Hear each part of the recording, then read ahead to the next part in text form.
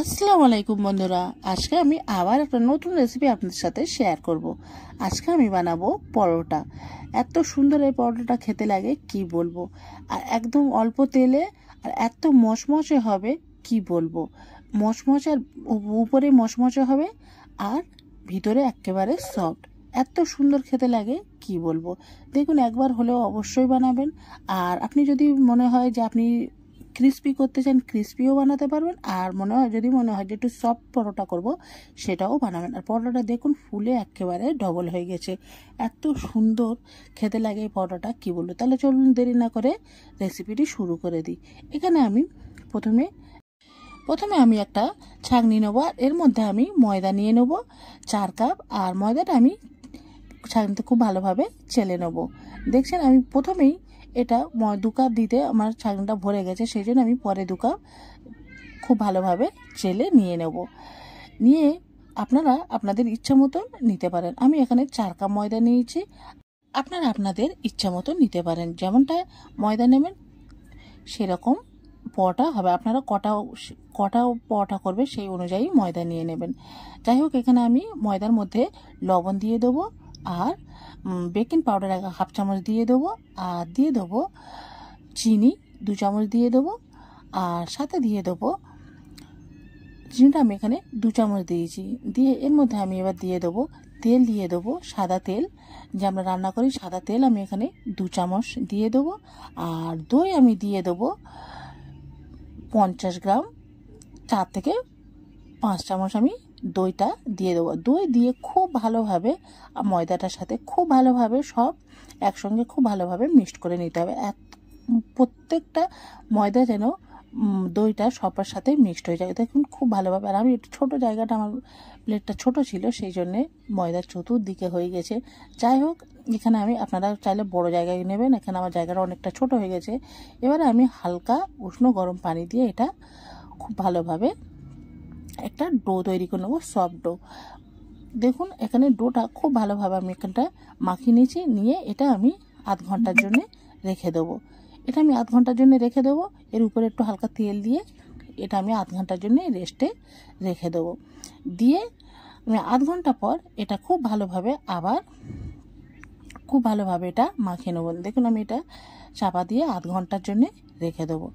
আধ ঘন্টা পর আমি আপনাদেরকে দেখাবো যে এটা অনেকটা সফট হয়ে গেছে। আর এটা খুব ভালোভাবে আরও মাখিয়ে নিতে হবে। দেখছেন ময়দাটা কত সুন্দর সফট হয়ে গেছে।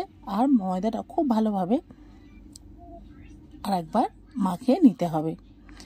এই পরোটা এত সুন্দর খেতে লাগে কি বলবো। আমি অনেকবার পরোটা বানিয়েছি, কিন্তু এর মতন এত টেস্ট মানে হয় না। কিন্তু পরোটার টেস্টটা খুব সুন্দর হয়। এর তেল দিয়ে করি বটে, কিন্তু মনে হবে না যে আমি এটা তেল দিয়ে বানিয়েছি। এত সুন্দর খেতে লাগে কি বলবো। যেহেতু দই দেওয়ার কারণে এটা হয়, দইটা অবশ্যই দেবেন। দেখুন এটা আমি এবার ছোট ছোট লেচি কেটে নিয়েছি। নিয়ে আবার গোল করে ভালো করে এটা রেখে দেবো আরও 10 মিনিটের জন্য। সবটা আমি এমনভাবে করে নেব। নিয়ে এটা আমি 10 মিনিটের জন্য আরও ঢাকনা চাপা দিয়ে এটা রেখে দেবো। 10 মিনিট পরে এটা আমি আবার পরোটা বেলতে শুরু করব।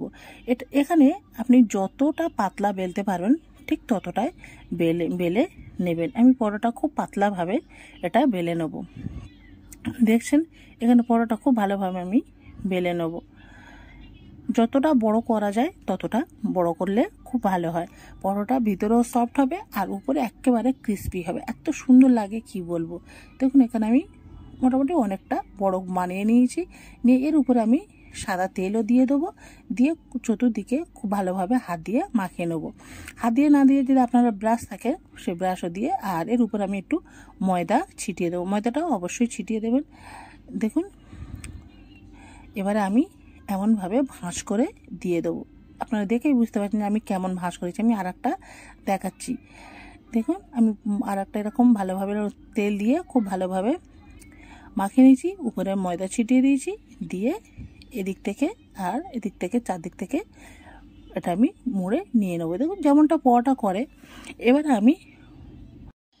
আমি পরোটাগুলো আবার ভালোভাবে বেলতে থাকবো আর বেলে বানিয়ে নিয়ে নেব। দেখুন, আর এর মধ্যে একটু ময়দা দিলে দেখুন যতবার আপনি বাড়াবেন ঠিক আবার ছোট হয়ে চলে আসবে। আমি এটা আপনার দেখানোর জন্য করছি যে একটু হালকা ময়দা দিয়ে না বেললে কেমনটা হয়। যত আমি বাড়ান ঠিক ফের আস্তে আস্তে ওটা ছোট হয়ে আসবে। দেখুন কেমন হয়ে যাচ্ছে। আমি এর মধ্যে কিন্তু ময়দা দিয়ে বেলে নিই। আমি আর একটা বেলছি, ময়দা দিয়ে বেললে খুব তাড়াতাড়ি হয়ে যাবে। একটু হালকা উপর থেকে ময়দা ছিটিয়ে দিলে আর ওই প্রবলেমটা হয় না। দেখছেন খুব সহজে হয়েও যাবে। আমি অল্প একটু হালকা করে ময়দা ছিটিয়ে দিয়েছি, এই জন্য অসুবিধা নেই। এই ময়দাটা ছিটিয়ে দিলে আর বেলতে সুবিধা হয় আর তাড়াতাড়ি হয়েও যায়। দেখুন হয়ে গেছে ঝটপট। এবারে আমি গ্যাসেতে কড়া বসিয়ে দিয়েছি আর কড়াটা গরম হয়ে যেতে আমি পরোটা দিয়ে দিয়েছি। উপর থেকে হালকা যখন বলবত উঠবে তখন আমরা এক পাশটা উল্টে দেবো। উল্টে দিয়ে ও পাশটাও ভালোভাবে একটু সেঁকে নিয়ে তখনই আমরা এর মধ্যে তেল দেবো। আপনারা যদি চান যে পরোটাটা উপরে ক্রিস্পি হবে আর ভিতরে সফট হবে তখন একটু তেল বেশি দেবেন। দেখুন আমি দুই দিকটা একটু সেঁকে নিয়েছি, নিয়ে এবারে আমি এর মধ্যে তেল দিয়ে দেবো। একটু তেল বেশি দেবো, ছাঁকা তেল যেটা ভাজি তেমনটা না, জাস্ট হালকা একটু বেশি তেল দিয়ে দেবো, খুব বেশি না আর খুব কম না। দেখুন আর পরোটা কেমন ফুলে গেছে আর উপর থেকে একেবারে মচমচে আর ক্রিস্পি হবে আর ভিতরে একেবারে সফট হবে। দেখুন এত সুন্দর কালার এসে গেছে কি বলবো, আর খুব সুন্দর খেতে লাগে। আমি বারবার বলছি একবার হলেও অবশ্যই আপনারা বাড়িতে ট্রাই করবেন। দেখুন উপরে একেবারে ক্রিস্পি আর ভিতরে একেবারে সফট হবে। আমি আর একটা দেখাচ্ছি, দেখুন আমি আর একটা পরোটা করে দেখাচ্ছি। ঠিক এমনভাবে সবকটা বানিয়ে নেবেন। আর এই পরোটাটা সেম একইভাবে বানাবো। এই পাশটা দুটো একটু হালকাভাবে সেঁকে নেব, নিয়ে তারপরে আমরা এর মধ্যে তেল দেবো। দিলে কালারটাও খুব সুন্দর আসবে, উপরে একেবারে ক্রিস্পি হবে আর ভিতরে সফট হবে। দেখুন একবার হলেও অবশ্যই বানাবেন। আমি আর একটা যে আপনারা যদি অনেকে নরম পরোটা খেতে পছন্দ করেন, আমি সেই জন্য একটা নরম পরোটা বানাচ্ছি। যে ওই যে তেলটুকুনি হালকা সামান্য তেল ছিল ওর মধ্যে আমি আর একটা পরোটা দিচ্ছি। দেখুন এই পরোটাটা একেবারে নরম, এর উপরে কিন্তু ক্রিস্পি হবে না, এটা জাস্ট হালকা, এটা খুব ভালো সফট হবে, এর ভিতরেও সফট হবে আর উপরেও সফট হবে। দেখুন পরোটাটা কেমন ফুলে ডবল হয়ে গেছে।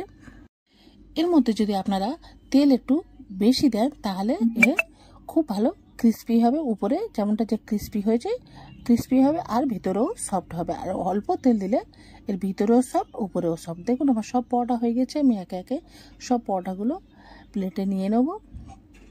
এত সুন্দর হয়েছে কি বলবো, একবার হলেও অবশ্যই বানান আপনারা পরোটা।